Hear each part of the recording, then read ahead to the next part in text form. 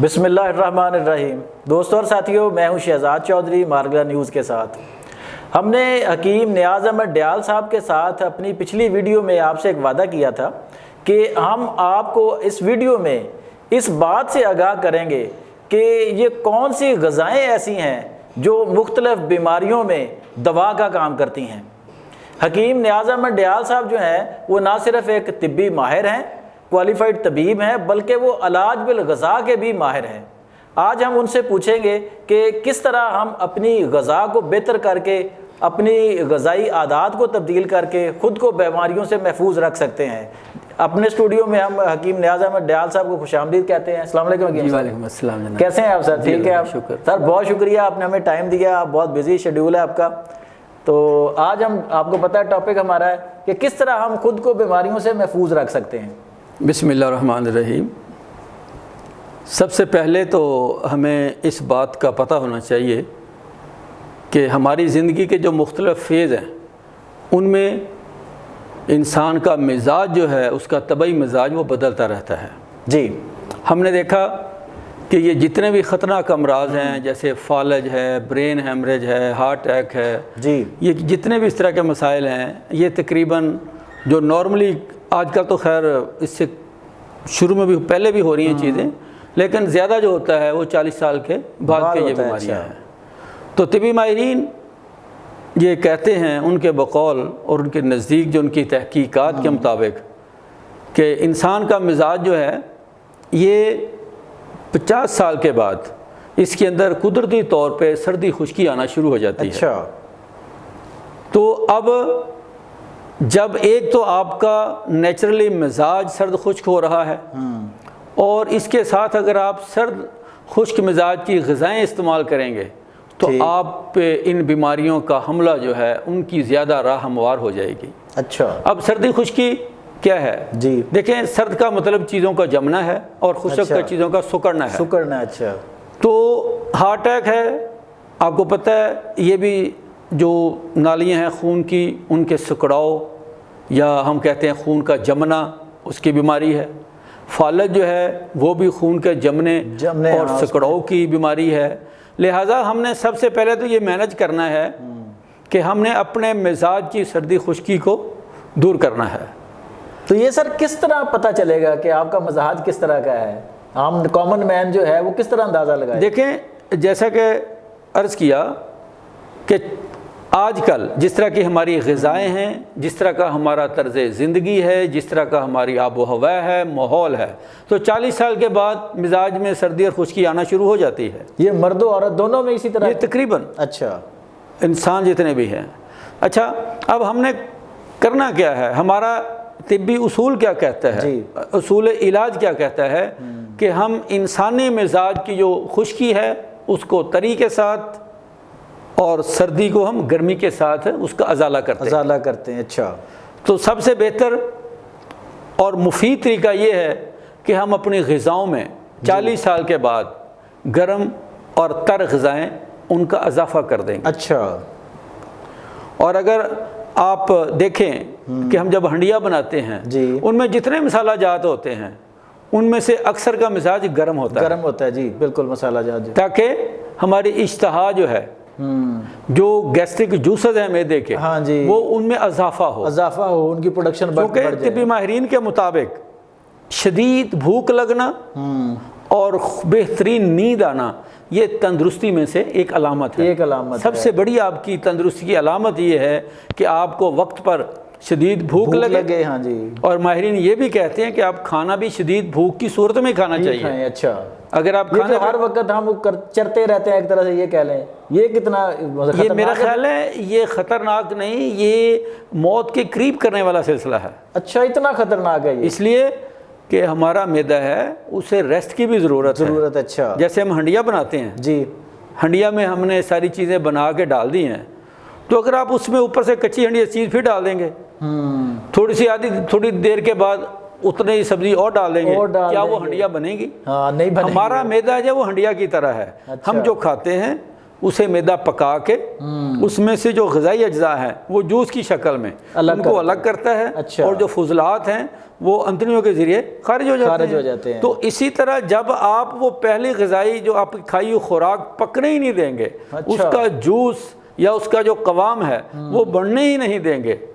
تو پھر اس کے اوپر ڈالتے رہیں گے تو میدے کو ایک تو ڈبل کام کرنا پڑے گا، اسے مشقت زیادہ کرنی پڑے گی، اور اس کا نتیجہ یہ ہوگا کہ آپ کو جو غذائی اجزاء چاہیے وہ بھی آپ کو پوری طرح نہیں ملیں گے، جو آپ نے کھانا کھایا اس کی غذائیت بھی آپ کو نہیں مل پائے گی۔ آج فی زمانہ زیادہ بیماریوں کی بڑی وجہ یہ بھی ہے کہ ہمیں نام نہاد معالجین نے ہر گھنٹے کے بعد 2 گھنٹے کے بعد اس کھانے پہ لگا دیا ہے کہ یہ کھائیں، جی، جہاں پہ ایک نیچرلی 2 کھانے تھے اب ہم نے ان کو 4 سے 6 کھانوں میں بدل دیا۔ اب اس کا نقصان یہ ہے، اور یہ سارا ایک سازش کے تحت کیا جاتا ہے کیونکہ پوری دنیا میں کمرشلزم ہے، بیماریوں کا تعلق ادویات سے ہے، اور جو ادویات مافیا ہے وہ لوگوں کو اس اتنے اچھے انداز سے یہ چیزیں مطلب مینوپولیٹ کرتے ہیں، اتنی اٹریکشن اس میں پیدا کرتے ہیں، تو لوگ اس پہ لگے ہوئے ہیں۔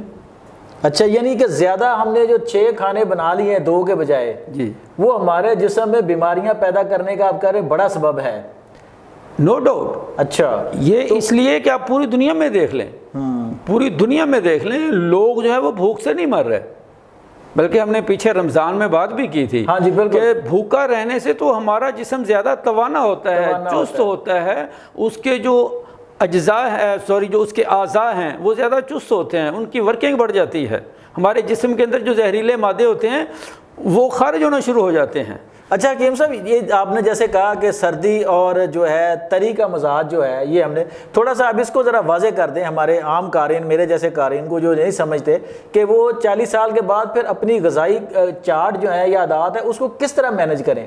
دیکھیں جی، سب سے پہلے تو ہم نے بادی چیزوں کو چھوڑنا ہے، بادی چیزیں، اچھا، جیسے چاول ہیں، زیادہ جو بھنی چیزیں ہوتی ہیں، زیادہ چکنائی والی چیزیں ہیں، اچھا، جو یعنی بہت زیادہ گھی میں جو تلی ہوئی ہیں یا یعنی اوور کوک، جن میں فاسٹ فوڈ ہے آج کل، بیکری کی چیزیں ہیں، کاربونیٹڈ جوسز جو ہیں، اچھا، یہ جو جتنی کولڈ ڈرنکس وغیرہ ہم کہتے ہیں، جی، اور اس کے ساتھ ساتھ یہ جو ہمارے ہاں گھروں میں عام طور پہ وہ ایک مرغلہ سا بن جاتا ہے نا مختلف چیزوں کا، جیسے چاول ہیں، یہ ساری چیزیں جو ہیں یہ اس میں آ جاتی ہیں بادی میں، اچار ہے، کھٹی چیزیں ہیں، یہ ساری چیزیں اس میں آتی ہیں جو آپ کے مزاج کے اندر سردی اور خشکی پیدا کرتی ہیں۔ تو کون سی ایسی چیزیں ہیں جن کو اپنی زندگی میں اب شامل کریں 40 سال کے بعد، جس طرح آپ کہہ رہے ہیں ہر مرد و زن؟ سب سے بہترین اور مؤثر جو چیز ہے خوراک جو ہے وہ ایکسرسائز ہے، وہ آپ کی حرکات ہیں، آپ کو زیادہ سے زیادہ چلنا چاہیے،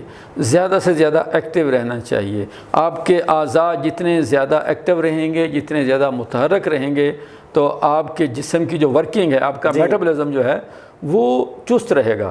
اصل میں بیماریاں میٹابولزم کی سستی کی ہیں، اچھا، اور جو خشکی اور سردی جو ہے یہ اس پہ مزید اثر انداز ہوتی ہیں۔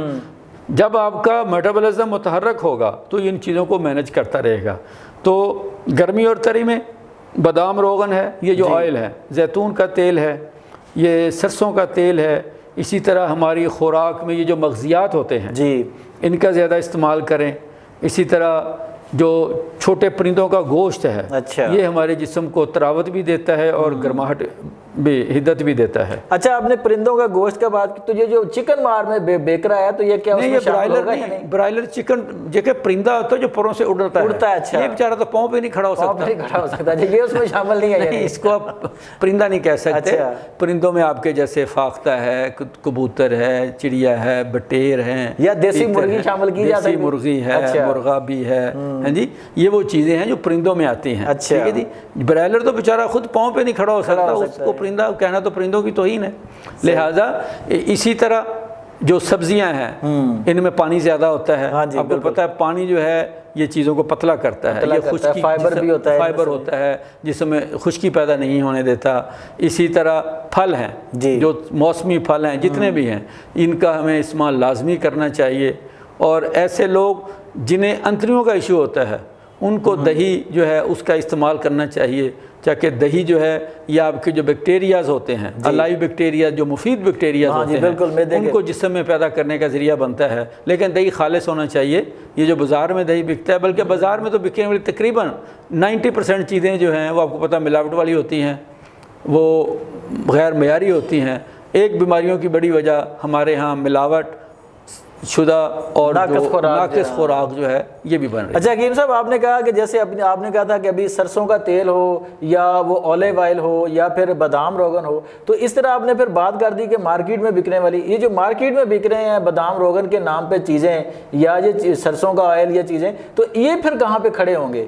کہ یہ تو پھر خالص تو اسی طرح آ جاتا ہے کہ جس طرح جناب آپ بادام روغن خود آپ نکلوائیں، یہ تو پھر ہی ہے۔ دیکھیں ہم وہ تو کمرشل لیول پہ بنے ہوئے ہیں آئل ہیں پھر وہ۔ دیکھیں ہم سب کو ملاوٹ والا بھی نہیں کہہ سکتے، ہم سب کو ناقص بھی نہیں کہہ سکتے۔ جس طرح ہم اپنا جوتا، اپنا لباس دیکھتے ہیں نا جی، ہم جوتے کی دکان پہ جاتے ہیں تو ہم فوری جوتا پاؤں میں نہیں پہن لیتے، ہم ایک پہنتے ہیں، چیک کرتے ہیں یہ مجھے یہاں سے ہے، یہ سافٹ ہے، ٹھیک ہے نا جی۔ اسی طرح جب ہم نے کوئی چیز خریدنی ہے تو ہمیں پتہ ہونا چاہیے کہ کون سی چیز کہاں سے اچھی ملتی ہے۔ اور میرا خیال ہے مارکیٹ میں سارے لوگ برے نہیں ہیں، سارے لوگ ملاوٹ والے نہیں ہیں۔ آج بھی اچھی جو چیزیں ملتی ہیں، آج بھی اچھے برانڈڈ ہیں، آج بھی اچھی کمپنی ہیں جو مال بھی کما رہی ہیں لیکن وہ اچھی چیزیں بھی سپلائی کر رہی ہیں۔ لہٰذا یہ ہماری ثواب دید ہے، یہ ہم پہ منحصر ہے، یہ ہماری ذمہ داری ہے کہ ہم جہاں دوسری چیزوں کے لیے اتنی توجہ کرتے ہیں، اپنی صحت کے لیے، اپنی خوراک کے لیے بھی اتنی توجہ کی جائے۔